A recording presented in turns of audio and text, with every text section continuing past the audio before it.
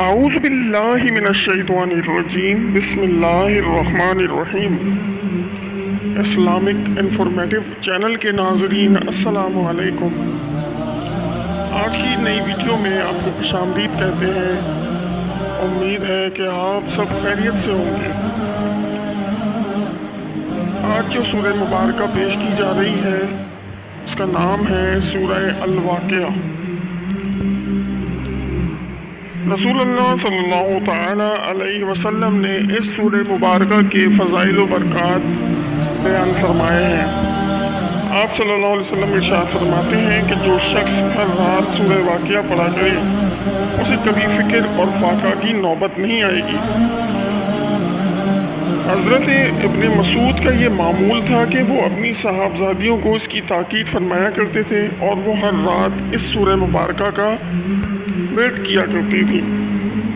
रसूलुल्लाह सल्लल्लाहु अलैहि वसल्लम ने एक और जगह इरशाद फरमाया कि जिस शख्स ने सूरह वाक़िया पढ़ी उस पर फ़िक्र और फाका नहीं आएगा। दोस्तों, इस सूरह मुबारका को हर इशा की नमाज के बाद पढ़ना चाहिए और इसे अपना मामूल बनाना चाहिए। सूरह मुबारका पेश की जा रही है। इस सूरह मुबारका को खामोशी और यकसुई के साथ समाअत फरमाइए। अऊज़ु बिल्लाहि मिनश्शैतानिर्रजीम बिस्मिल्लाहिर्रहमानिर्रहीम। इज़ा वक़अतिल वाक़िअह लैसा लिवक़अतिहा काज़िबा ख़ाफ़िज़तुर राफ़िअह। इज़ा रुज्जतिल अर्दु रज्जन वबुस्सतिल जिबालु बस्सा फ़कानत हबाअन मुंबस्सा वकुंतुम अज़वाजन सलासा फ़अस्हाबुल मैमनति मा अस्हाबुल मैमना वअस्हाबुल मशअमति मा अस्हाबुल मशअमा वस्साबिक़ून अस्साबिक़ून उलाइकल मुक़र्रबून फ़ी जन्नातिन नईम। सुल्लतुम मिनल अव्वलीन व क़लीलुम मिनल आख़िरीन अला सुरुरिन मौदूना मुत्तकिईन अलैहा मुतक़ाबिलीन।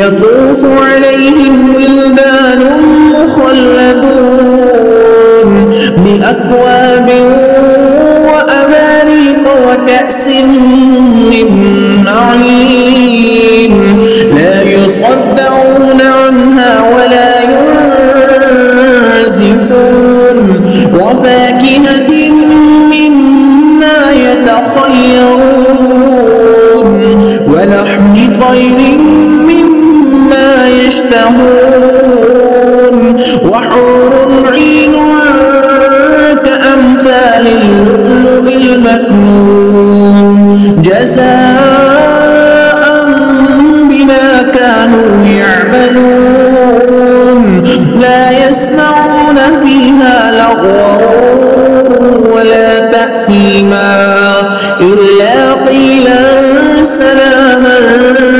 سلاما وأصحاب اليمين ما أصحاب اليمين في سدر مخضود وطلح منضود وظل ممدود وماء مسكوب وفاكهة كثيرة لا مقطوعة ولا ممنوعة وفرش مرفوعة إنا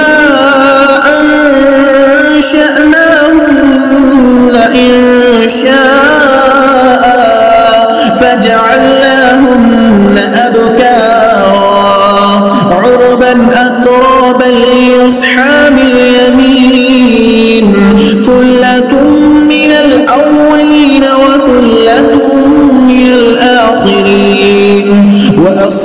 الشمال ما أصحاب الشمال في سموم وحميم وظل من يحموم لا بارد ولا كريم إنهم كانوا قبل ذلك مترفين وكانوا يصرون على الحنث العظيم وكانوا يقولون أئذا متنا وكنا ترابا وعظاما أئنا لمبعوثون أو آباؤنا الأولون قل إن الأولين والآخرين لمجموعون إلى ميقات يوم معلوم ثم إنكم أيها الضالون المكذبون لآكلون من شجر من زقوم فمالئون منها البطون فشاربون عليه من الحميم فشاربون شرب الهيم هذا نزلهم يوم الدين نحن خلقناكم فلولا تصدقون أفرأيتم ما تمنون أأنتم تخلقونه أم نحن الخالقون نحن قدرنا بينكم الموت وما نحن بمسبوقين على أن نبدل أمثالكم وننشئكم فيما لا تعلمون ولقد علمتم النشأة الأولى فلولا تذكرون أفرأيتم ما تحرثون أأنتم تزرعونه أم نحن الزارعون لو نشاء لجعلناه حطاما فظلتم تفكهون إنا لمغرمون بل نحن محرومون أفرأيتم الماء الذي تشربون أأنتم أنزلتموه من المزن أم نحن المنزلون لو نشاء جعلناه أجاجا فلولا تشكرون أفرأيتم النار التي تورون أأنتم أنشأتم شجرتها أم نحن المنشئون نحن جعلناها تذكرة ومتاعا للمقوين فسبح باسم ربك العظيم فلا أقسم بمواقع النجوم وإنه لقسم لو تعلمون عظيم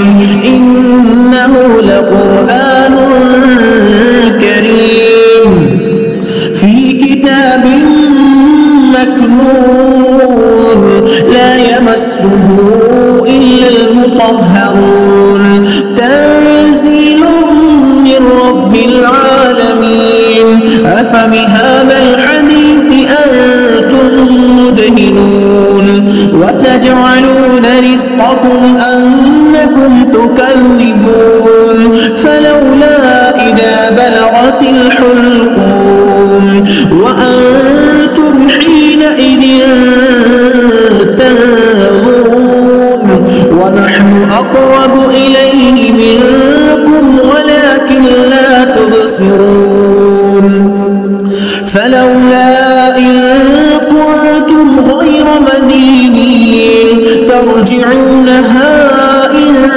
كنتم صادقين فأما إن كان من المقربين فروح وريحان وجنة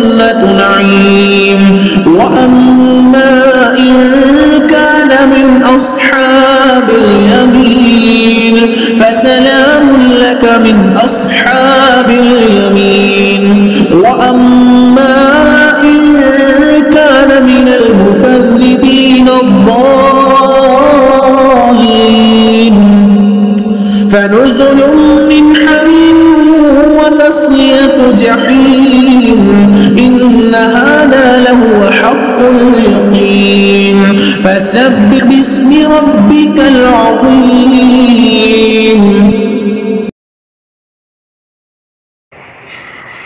صدق اللہ العلی العظیم۔ اللہ پاک سے دعا ہے کہ اللہ پاک ہمارا قرآن پاک پڑھنا سننا اپنی بارگاہ میں قبول فرمائے۔ دوستو، اسلامک انفارمیٹیو چینل کو سبسکرائب اگر آپ نے اب تک نہیں کیا تو کر لیجئے تاکہ اگلی ویڈیو آپ تک پہنچتی رہے۔ اب اگلی ویڈیو تک کے لیے اپنا خیال رکھیے گا۔ اللہ حافظ۔